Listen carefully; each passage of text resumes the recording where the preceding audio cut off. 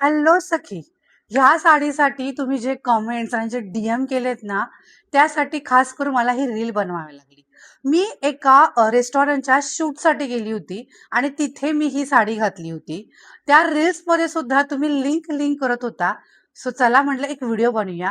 ही मेशोवरून घेतलेली साडी आहे, जी 500च्या आतमध्ये आहे, कॉटनची आहे आणि खूप डिसेंट लुक आहे. कलर्स ह्याच्यामध्ये भरपूर अवेलेबल आहेत. व्यवस्थित बसते, चापून चुपून काहीच प्रॉब्लेम नाही.